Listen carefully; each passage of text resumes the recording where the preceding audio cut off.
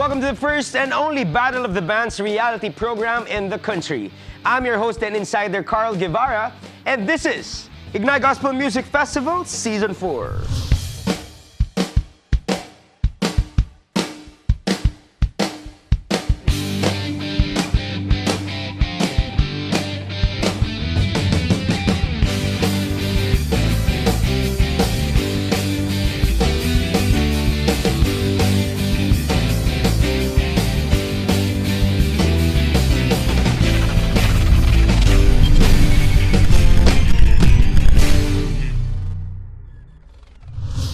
After mag-undergo ng second mentoring, 30-minute songwriting challenge at rough performance ang ating mga bands with mentor Ian Aguila of ang bandang Shirley. It's now time para marinig natin ang full and refined version ng kanilang kanta. And this time, makakasama natin muli ang ating mga judges na sina Harold Hyson and Miss Casper Blanca Flor. And to start off the night, here's Psalm of Deborah with their song, Hinahanap Ka. 4, 3, 2.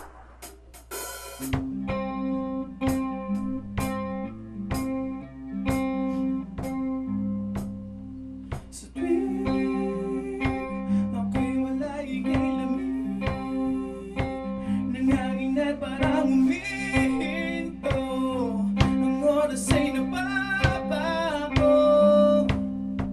Sa tuwing iba ang musika at himig na para bang ika'y hindi naririnig, sa iyong pagtawag ay hindi nakikinig.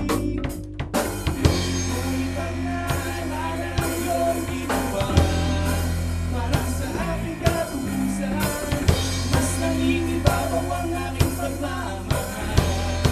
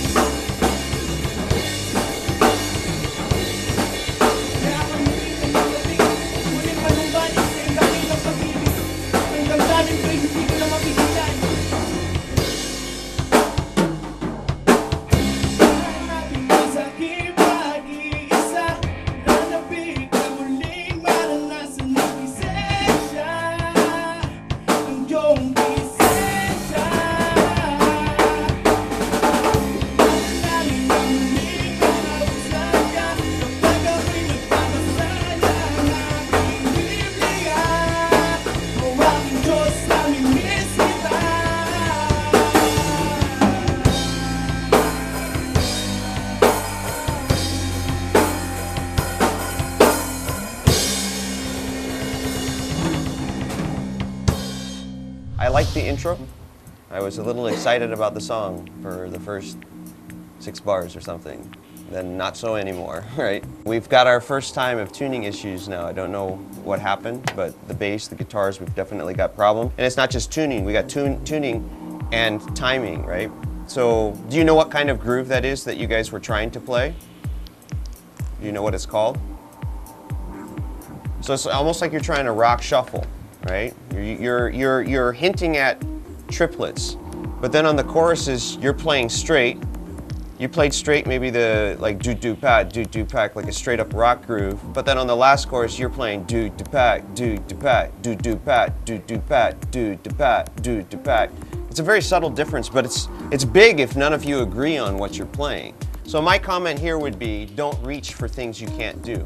If your band doesn't sound good doing it, then why would you force it? My feeling is, since last time they've got a 14, this is a step back from last week's performance. I mean, they're missing fundamentals now, like tuning, the tightness of the group. I mean, no matter how good a song is, if you can't package it, you can't sell it, you can't make people believe in the song. The only people who could see the song maybe as a diamond or something like that is producers, and not even all producers would even take it at that. So you've lost a lot of the elements of the song, the performance of the group, just because of basic missteps that are easily, in my opinion, easily avoided, because in this case, you should write for your band as well. You gotta write for what you're capable of. I think they're not ready to perform today. That's what true. I felt like they didn't practice, and so the outcome, it looked really scattered. And so if a producer sees that, I don't think they'll even try to make them finish or let them finish. Yeah. Yeah, I think it was a poor performance. So let's give them a low score. Basically, What is the nothing score? else to do. What is the score? Give a low score.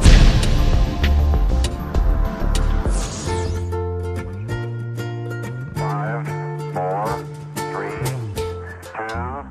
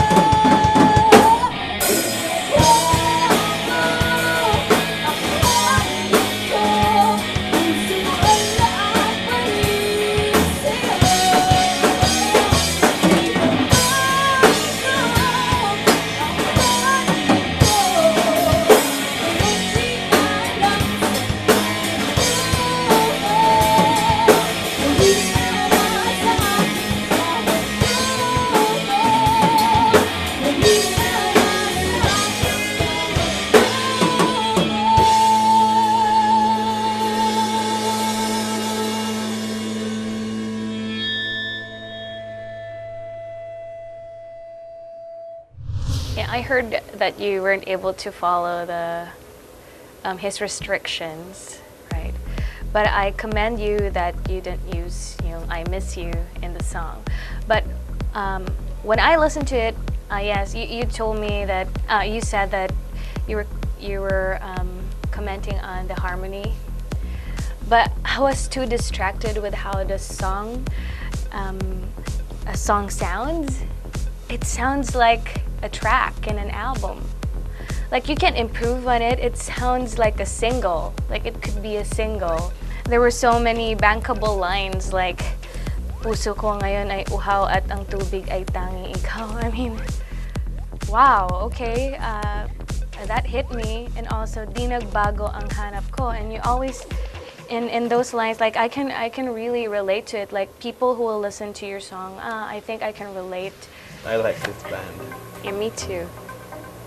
I agree, and they're better. They've improved a lot from the last time. They took all comments that we had given last time to heart. It seems that they took a lot of your comments, maybe from mentoring, and did the best they could with it anyway. Yeah. It is almost it is almost CD ready or album or single ready material. And I mean, for a live performance, some of the faults or some of the things, it happens to the best of them as well. Some of those pitfalls just come with performance and experience as well. So, dare we breach into the 20 ground? In fairness sa mga banda natin ngayon, ha? Title pa lang, "I Miss You" na ang dating, ha? At hindi pa sila nag-iba ng root word, ha? Talagang hanap talaga. Yung mga susunod na bands kaya, may hanap din sa titles ng song nila. We'll see about that when Ignite returns.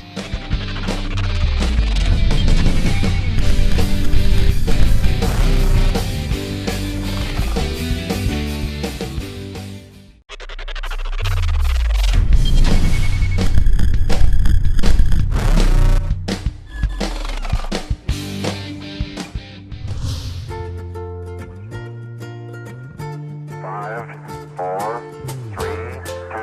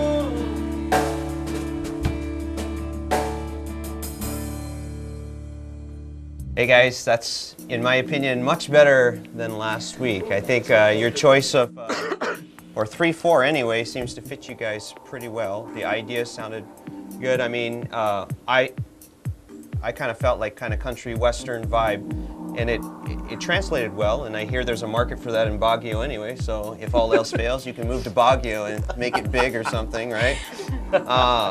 But with that said, I mean, the tone of the electric guitar didn't quite sit. I would have embraced it fully then. I mean, if you're gonna go there, then just go there all the way. It kind of sounds like a metalish guitar on a country song, so it's a little out of place. What I really like about your song is that it's so sincere, and I can imagine a boy or a man or like a man singing to God who is fully satisfied with the Lord. And so if the theme is I miss you, I really felt like you really did miss Jesus. And so I think that you are fully satisfied in this song. And you know, things are not gonna be okay until we see Him. You know, and I can see that in your lyrics, mag-aantay sa iyong pagdating, and that's very important. And I really felt that. It might be a simple song, but the lyrics says a lot, so I like it. Very okay. I mean, the fact that the vocalist just wrote the song by himself during the mentoring was a big deal for me. Yeah. I mean, and they followed all the rules that the restrictions that I Yeah. gave, so I think that's okay. That's cool. Well, they go from worst, right, 11 last week, to very much improved. Our lowest today is 12. They definitely outshined the group earlier, so they're no longer in last place. That's true. And the lyrics too. I mean, I can really feel that he misses Jesus in the lyrics. 5, 4, 3, 2.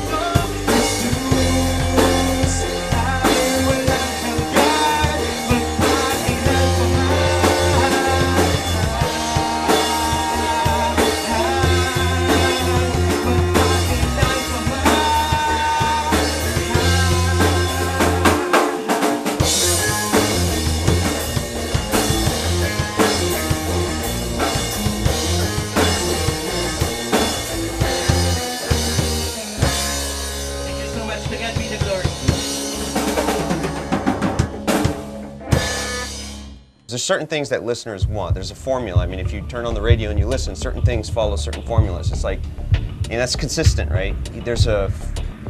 Though many artists may not want to say it, there's a formula that gives you a better chance for success. It's like if you walk in your favorite restaurant, you order your favorite dish, you expect it to come the same way. So many listeners have that kind of an idea that it should be this. And when you break out that mold, you're going to basically turn off a lot of listeners or confuse a lot of listeners if you're not careful. So you have to be sure that it works when you do it. Not to say you can't break a rule, you could, but you should do it delicately and knowing what you're doing.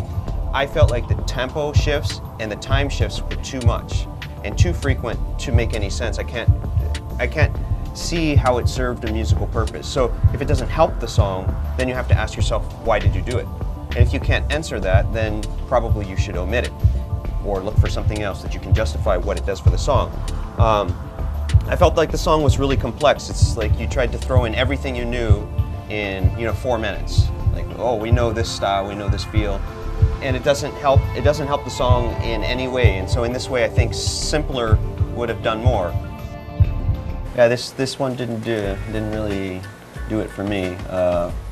Arrangement. I mean, it was even hard to take in the song itself, the melody or anything, just because it's just so much getting thrown at you. Yeah. I can't even remember the song, honestly, and it's like 5 minutes later. I don't know that it was, they still did an overall tighter job than the first group today, but a lot of the elements are also off in different ways. So it's an interesting one. Yeah. I felt like they were trying too hard to impress us With the all arrangement, the- yes. yeah, with the playing. Oh, naks naman, walang hanap sa title. Okay, mapapanood na natin ang performance ng nag-top na band last round. Mananatili pa din kaya sila sa top spot this week? Alamin natin yan when Ignite returns.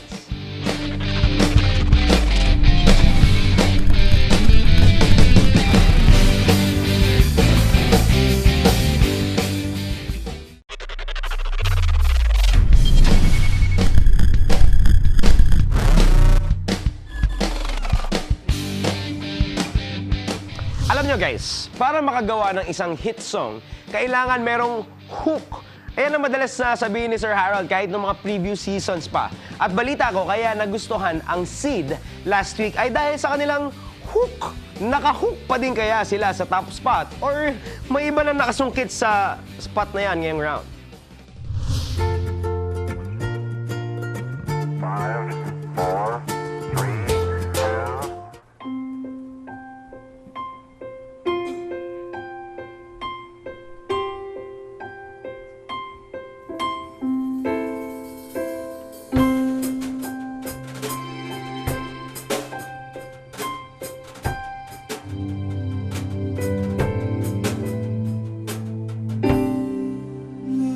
Naiintindihan ko na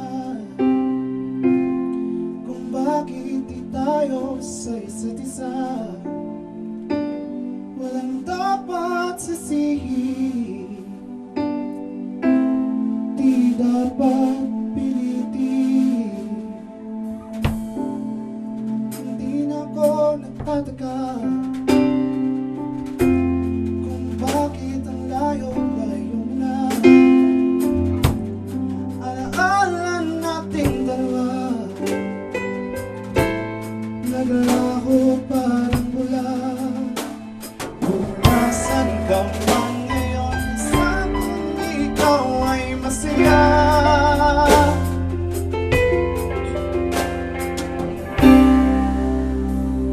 Hiniling sa langit, masilayan pa.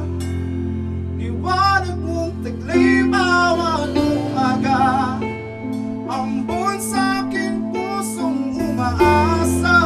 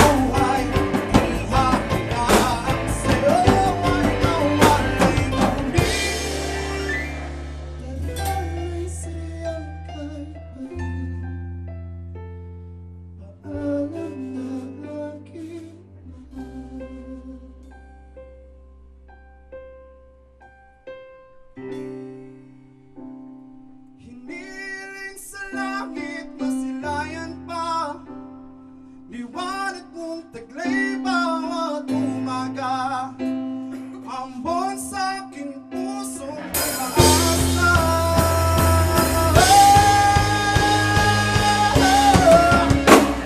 Hiniling na sana'y maulit pa. Naalaala na kay siya. Sa puso ko lagi nabita.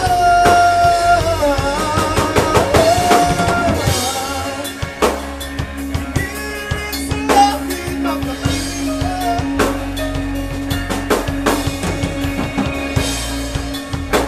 Ambon sa pusong umaasa.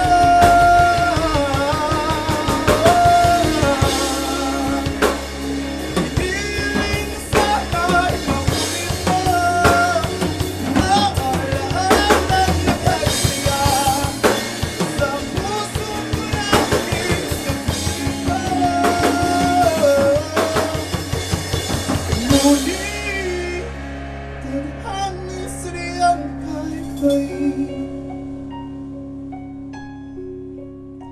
Ngunit tadhana siyang kaibay. Alam na aking mahal.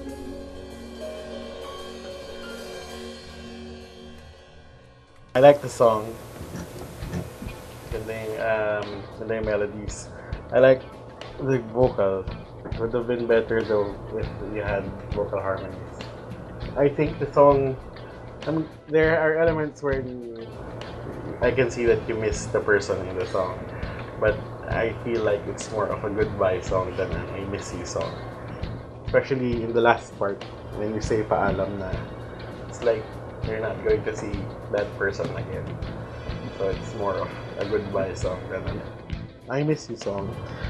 I think there's a reason why the vocalist is in front, so that he will be the one to dominate. So his bosses parang nangingibabaw. And I felt like the musicians at the back, they didn't really overpower him. But what I really liked was the dynamics of everyone, you know, when to go high, when to go low, when to be quiet, when to be loud. It also almost made me cry because the transitions, I like the transitions. It was on point for me. I mean, there might be like little mistakes here and there, but the message, I know that you said that it's like more of a goodbye song, but I saw here it's hinihiling sa langit masilayan pa, so maybe he wants to see the person again, or maybe it's a combination of missing and goodbye. May naisip na kami na talagang ang story, di ba, missing somebody. Pero naisip namin, ano kaya kung something in story about nun is namatay yung minamahal niya. Tapos, nung nabuo na namin siya, nai-relate namin siya sa isang palabas. Well, I didn't like the performance as much as last week. The song was good, again, so they're consistent in their songwriting, but they're making a lot of like rookie mistakes this time, which to me, as a winner last week and how they showed themselves the last week, this is clearly beneath them. So it just shows either lack of preparation or I don't know what happened. But I mean, earlier we gave it 21 to a group, and we said it was CD ready. This was not CD ready. To me, if it's not as good as their last performance, you know, it should be 19 or down. Is where I would peg it.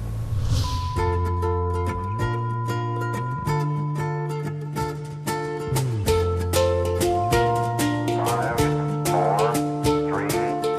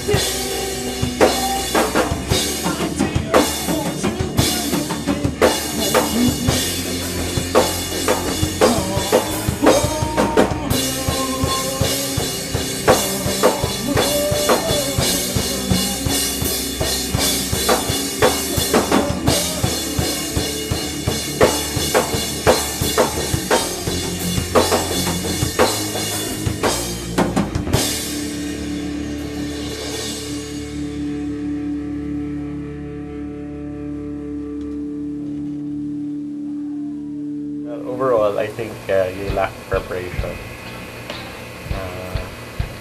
You have day jobs.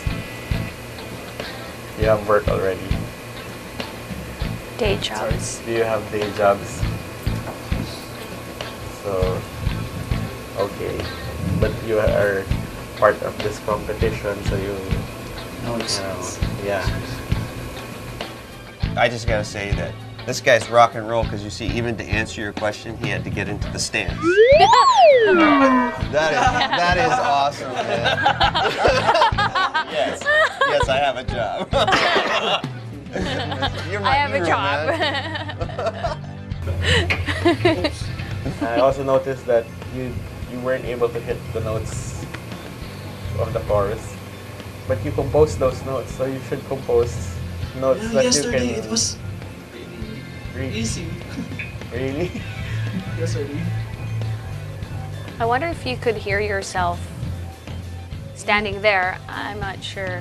That's why you were off tune most of the time. So you have to be careful with your notes. Wala si Ravel kasi may sakit. Song for the agent. Kakagawa lang ng lyrics kaninang madaling araw. 4 a.m. ko siya natapos. Tapos, tinry ko naman practicein kanina sa baba. Eh, nakakalito pa rin talaga. Their main issue was really the vocals. The band was, they're rock and roll. They're loud. Loudest group of the day. I don't have much to say. I mean, besides the things that I said earlier. So, yeah. Lyrics, I think they need to improve on that. Yeah, I mean, you got Yeah. the pain, rain rhyme, right? Pain, rain, day, day. I think it's like very, I'm sorry, but it's kind of elementary.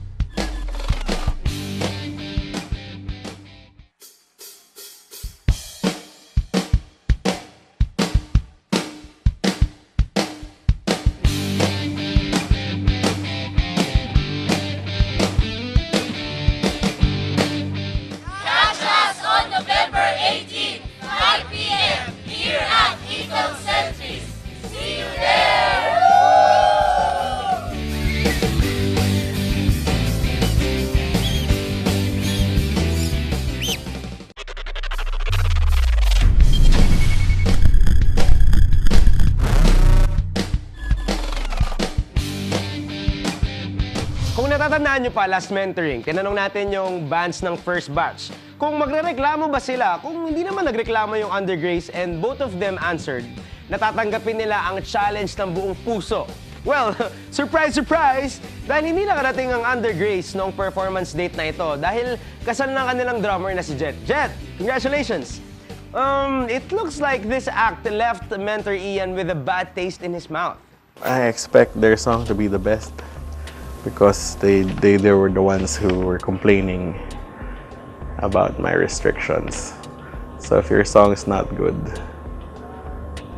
why are you complaining in the first place? But, fret not!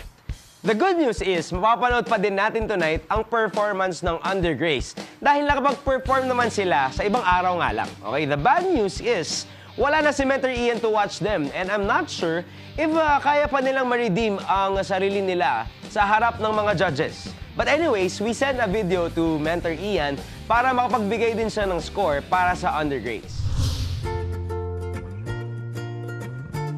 5, 4, 3, 2.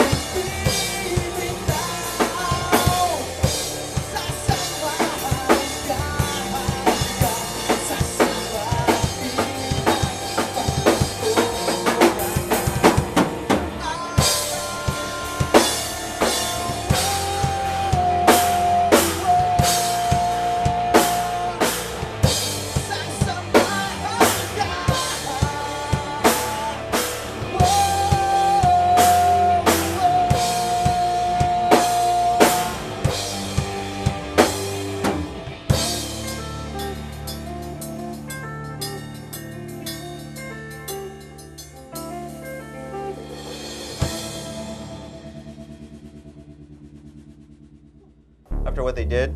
No, I mean, if you don't show up and then you give your mentor a hard time, that's not at that level.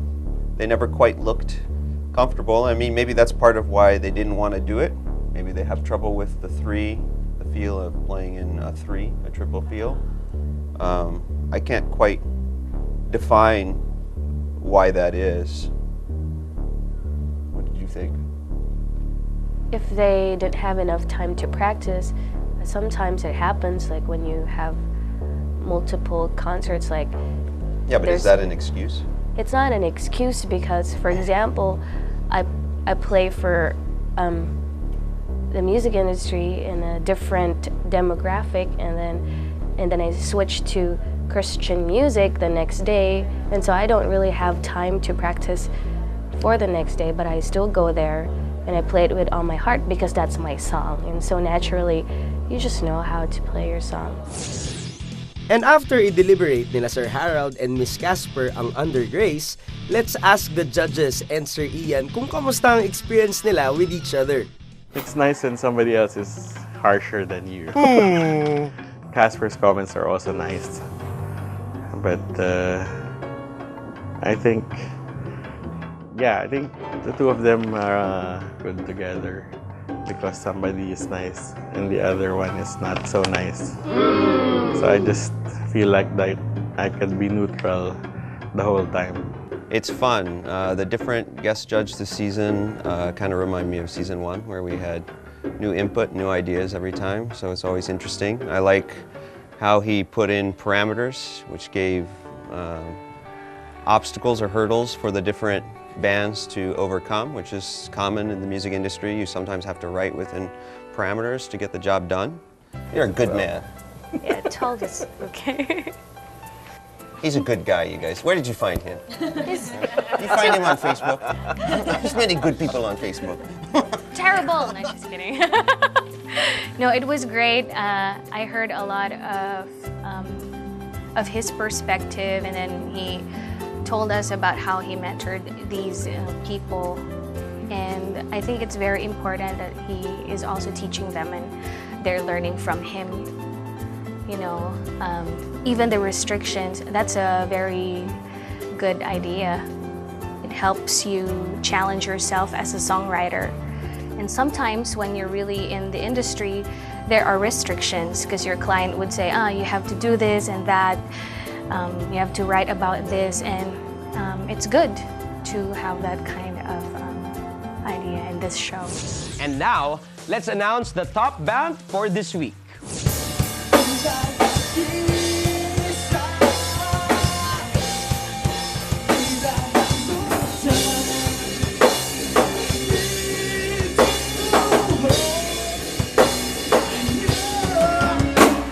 Hiniling na sa akin, mahuling ka. Ang pag-ibig mo isus, parang isang araw. Alalakan sa bawat mundo.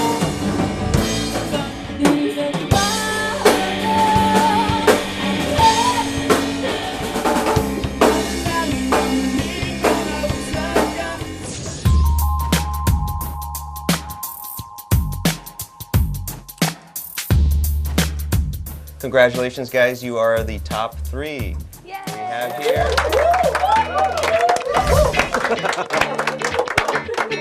We have what has become 2 regulars in Seed and for Pico purposes, and then we have our new entry today, Kerygma. And the question is, will Seed be able to repeat or not? And our winner for today is For Pico Purposes. Congratulations, guys.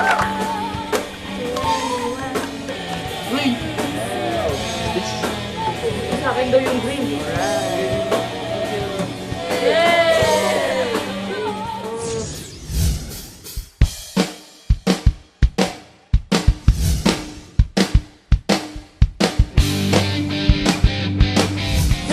Congratulations for Pico Purposes for a well-deserved score this round. Now, balita ko, malapit na tao ang susunod na mentor kay Sir Harold. At isang mensahe ang iniwanan nila ni Casper para dito. This is exciting, isn't it? How will I feel about it? I don't know. It's gonna be terrible. Expect the unexpected. As long as I don't sit in the middle, I'll be okay. I'll sit on the right side, and they can have their own little world, their own bubble, trying to discuss things. I'll be fine. Good luck, Toby. Nako, may pakiramdam akong magiging isang exciting na episode ang mentoring natin next week. Pero sa ngayon, i-follow nyo muna kami on our social media accounts for the freshest update about Ignite. Sa aming Facebook, it's facebook.com/Ignite Gospel Music Festival at ang Twitter account namin at IgniteGMF. Of course, I'd like to take this chance to promote my own band's social media accounts. Facebook.com/The Who Wants Official, our Twitter account at The Who Wants_band, and our Instagram account at The Who Wants Official. I would like to thank my personal sponsors. Thank you, Gold's Gym and Mossimo.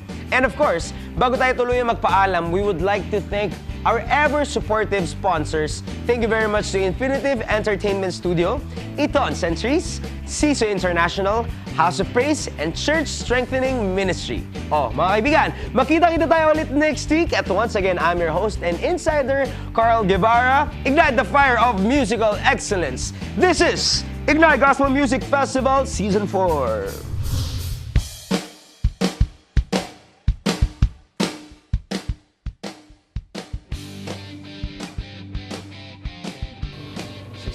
Fine, let's meet on the lower side. 16. Let's not give them too much hope yet, so they keep reaching, right? Right. And improving. I was thinking of 15, but 16 is... You were thinking 15? I was, but because you said 16, so okay, 16. I see 14, 15. You're okay with that, Mr. Nice Guy? All right. 15.